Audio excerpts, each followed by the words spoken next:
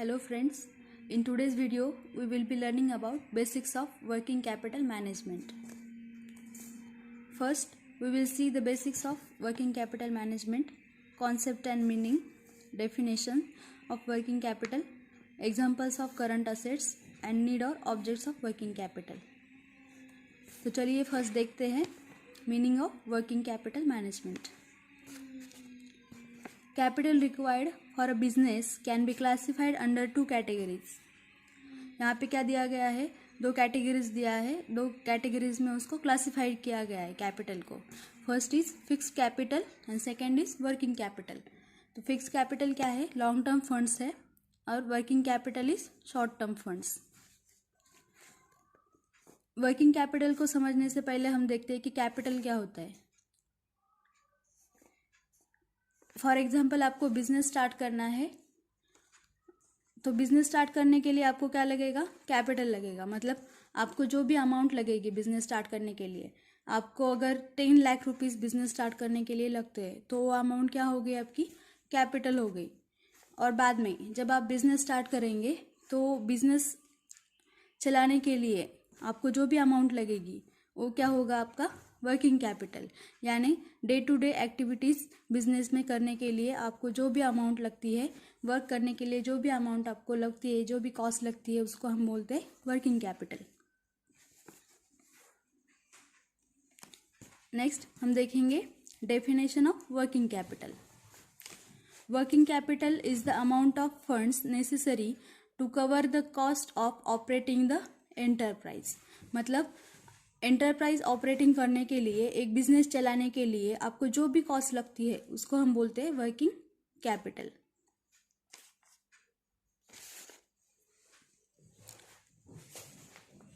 Circulating capital means current assets of a company that are changed in the ordinary course of business from one form to another. अभी working capital देखा, अभी यहाँ पे क्या दिया है, सर्कुलेटिंग कैपिटल. अभी कैपिटल समझ में आया, वर्किंग कैपिटल समझ में आया, and third is circulating capital. अभी सर्कुलेटिंग कैपिटल क्या होता है, यहाँ पे क्या दिया गया है, business from one from to another. For example from cash to inventories, मतलब कैश को हमें इन्वेंट्रीज में कन्वर्ट करना है. इन्वेंट्रीज टू रिसीवेबल्स, मतलब इन्वेंट्रीज को आपने क्या किया, रिसीवेबल्स में कन्वर्ट किया, और रिसीवेबल्स इनटू कैश. ये क्या हो गया, सर्कुलेटिंग कैपिटल हो गया. मतलब आपने पहले क्या किया, बिजनेस स्टार्ट किया, कैपिटल को इन्वेंट्रीज में कन्वर्ट किया, इन्वेंट्रीज लाए अपने कंपनी में, देन इन्वेंट्रीज को आपने क्या किया, रिसीवेबल्स में कन्वर्ट किया, और रिसीवेबल्स को आपने क्या किया, कैश को कैश में कन्वर्ट किया. तो ये क्या हो गया, circulating capital. The next is concept of working capital. अभी वर्किंग कैपिटल क्या होता है, there are two concepts of working capital. यहाँ पे दो कॉन्सेप्ट्स है वर्किंग कैपिटल के. First is gross working capital and second is net working capital. तो ग्रॉस वर्किंग कैपिटल क्या होता है, it is the capital that is invested in the current assets of the company. Okay, it is the capital, मतलब जो capital है that invested in the current asset of the company. Company में आपने current assets में जो भी capital invest किया है, जो भी कॉस्ट, जो भी फंड्स आपने इन्वेस्ट किए हैं, उसको हम क्या बोलेंगे, gross working capital. Current assets are those assets which in the ordinary course of business can be converted into cash within a short period of normally one accounting year.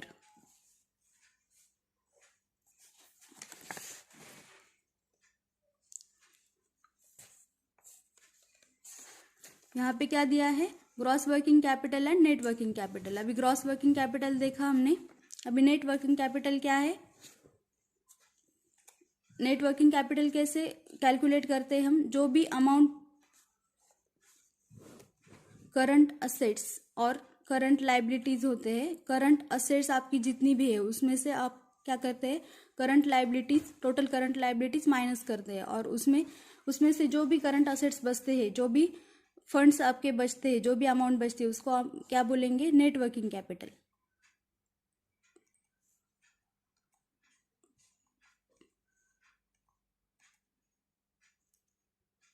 अभी examples of current assets देखेंगे. Example of current assets. Current assets क्या होते हैं, कौन कौन से होते हैं current assets. First is cash in hand and bank balance. Cash, अगर आपके पास कैश है और बैंक बैलेंस है, बैंक में कुछ बैलेंस है आपका, बैंक में कुछ पैसे है, तो वो क्या होता है आपका करंट असेट्स है, जो कि आप कहाँ पे यूज़ करने वाले हो, आपके बिजनेस में।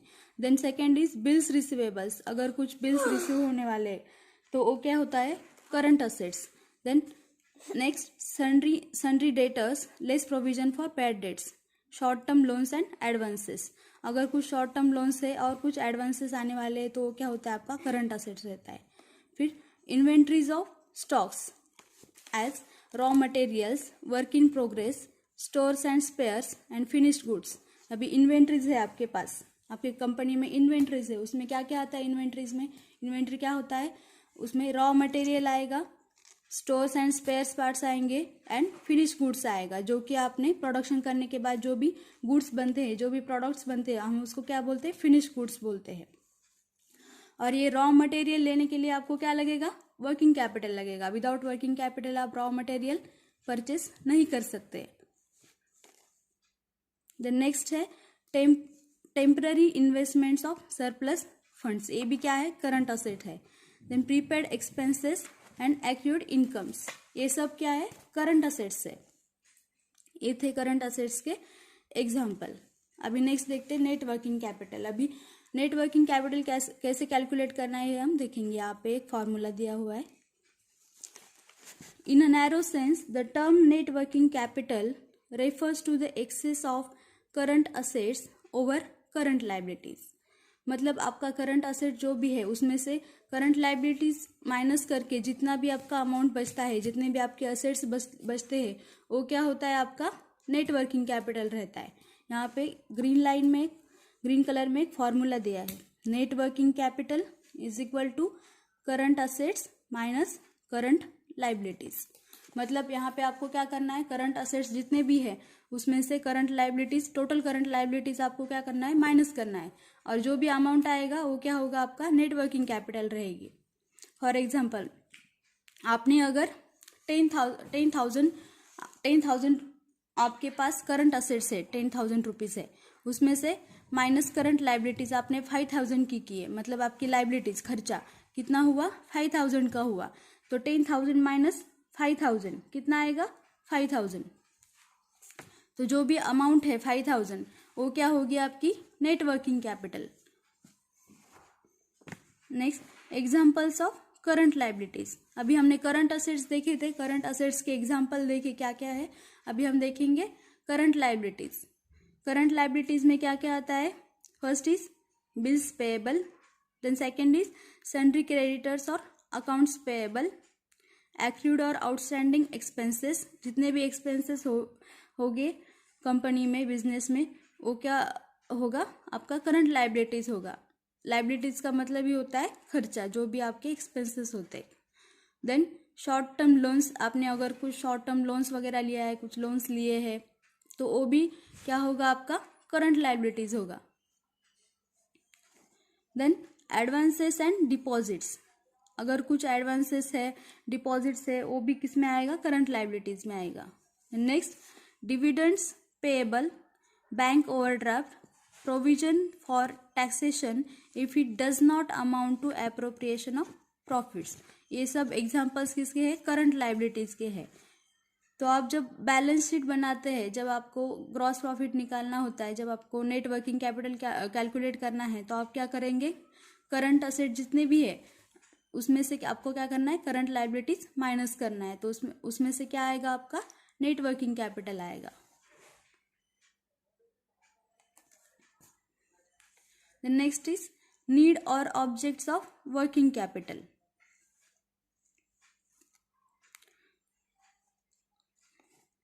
वर्किंग कैपिटल की नीड क्यों है, क्यों ज़रूरत है आपके बिजनेस में वर्किंग कैपिटल की।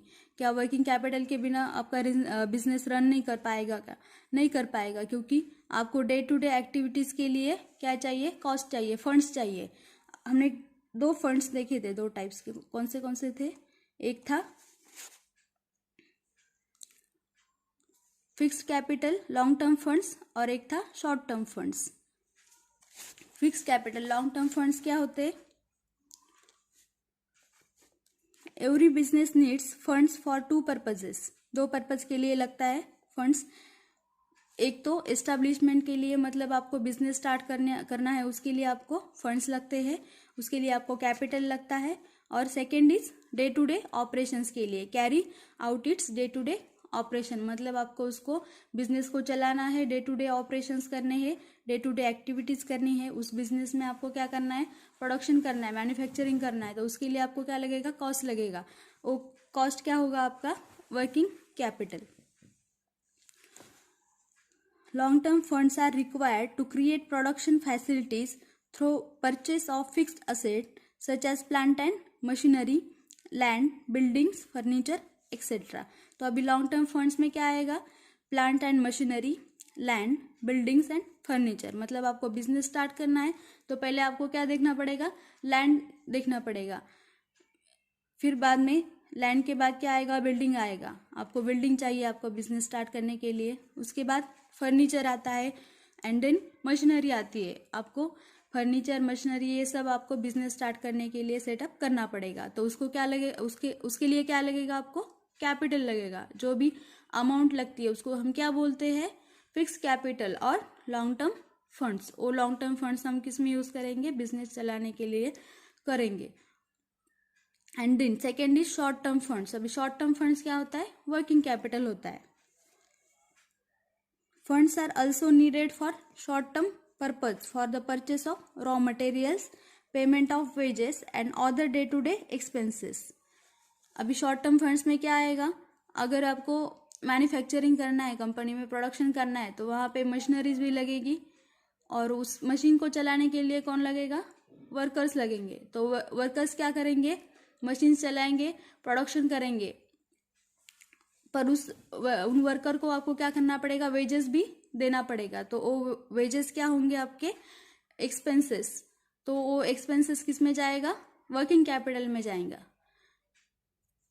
करंट लायबिलिटीज में जाता है। तो उसको क्या बोलते हैं हम, short term funds. Net working capital देखा अभी, नीड और ऑब्जेक्ट्स ऑफ वर्किंग कैपिटल। अभी वर्किंग कैपिटल किसके लिए चाहिए, उसके ऑब्जेक्टिव्स क्या है और उसके नीड्स क्या है, हम वो देखेंगे। First is for the purchase of raw materials, components and spheres. Raw material आपको परचेस करना है बिजनेस में, आपकी कंपनी में। कंपोनेंट्स एंड स्पेयर्स पार्ट्स आपको क्या करना है, परचेस करने हैं। उसके लिए आपको क्या चाहिए, वर्किंग कैपिटल ज़रूरी है।